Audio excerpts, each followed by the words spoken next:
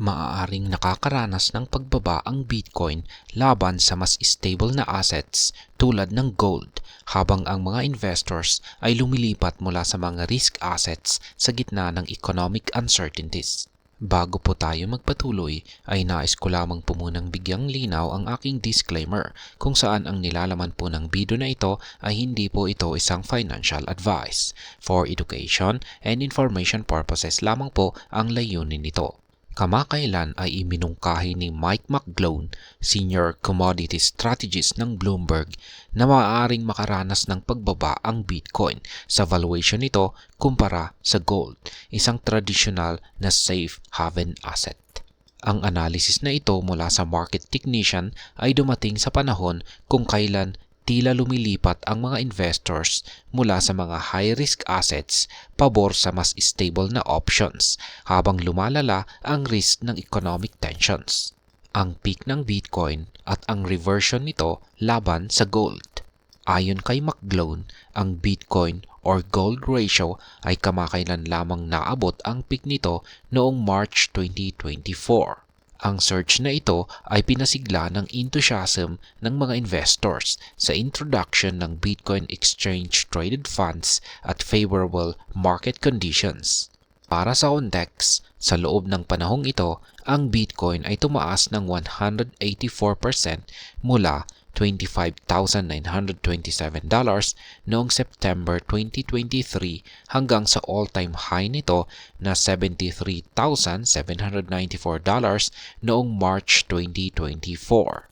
Ang rally ay sumasalamin sa mas malawak na risk-on sentiment sa financial markets, kung saan ang Bitcoin ay labis na nag-outperform sa gold sa panahong ito.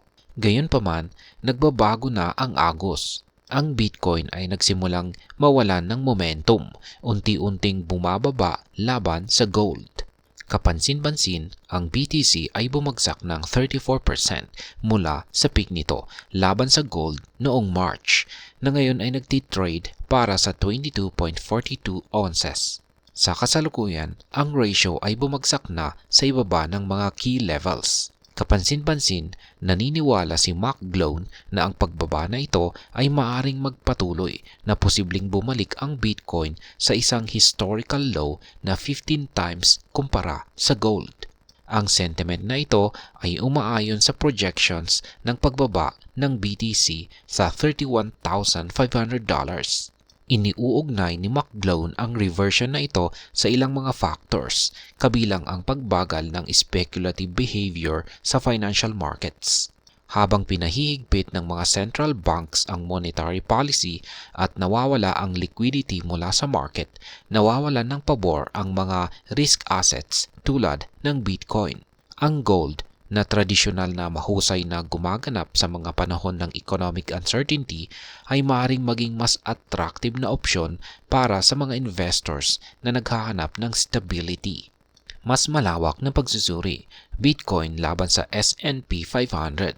Sa isang hiwalay na analysis, tinalakay ni McGlone ang performance ng Bitcoin laban sa S&P 500.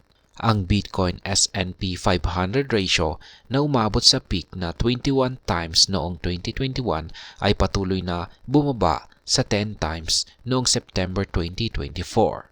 Muli, ang pagbaba na ito ay isang salamin ng mas malawak na sitwasyon sa market kung saan ang mga high beta, high risk assets tulad ng cryptocurrencies at tech stocks ay nagdusa habang nawawala ang liquidity. Ipinahiwatig ni McGlone na ang ratio ay maaring bumaba pa, posibleng umabot sa 7 times, isang level na huling nakita noong 2017 sa panahon ng paglulunsad ng Bitcoin futures. Ito ay magmamarka ng isang makabuluhang pagbabago sa sentiment ng mga investors. Habang humihina ang appetite sa risk, ang mga tradisyonal na stocks at maging ang Bitcoin na minsang nag-outpace sa mas malawak na market ay nawawalan ng kanilang appeal. Tila lumilipat ang mga investors mula sa mga speculative assets sa paghahanap ng mas safe na investments. Kasabay nito, ang performance ng S&P 500 kumpara sa gold ay bumababa rin. Ang S&P 500 gold ratio ay maaring bumalik sa 2 times ayon kay McGlone. Sa kasalukuyan, ang Bitcoin ay nagtitrade sa $58,035, bumaba ng 1.49% ngayong buwan, ngunit tumaas pa rin ng 9% laban sa gold ngayong taon.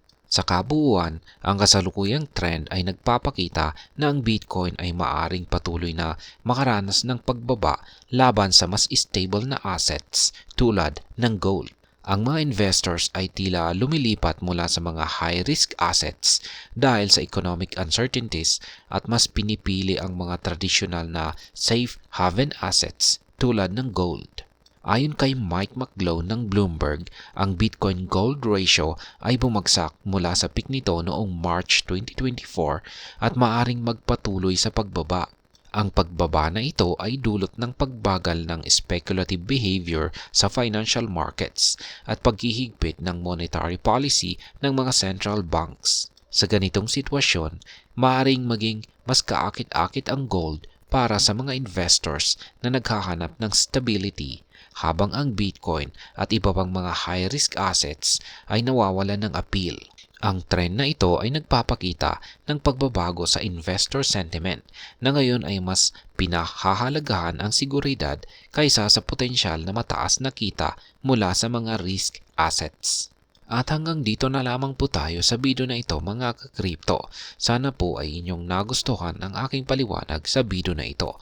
Kung inyo po itong nagustuhan, pakiclick lamang po ang like button nito. Para naman po sa mga bago lamang dito, kayo po ay aking inaanyayahan para mag-subscribe. Pakiclick na rin po ang bell icon nito dahil ito po ang siyang magsisilbing notification nito sa mga bago kong videos na akin pong ina-upload sa aking YouTube channel na ito. Marami pong salamat sa panunood. Ingat po tayo lagi at God bless po sa ating lahat.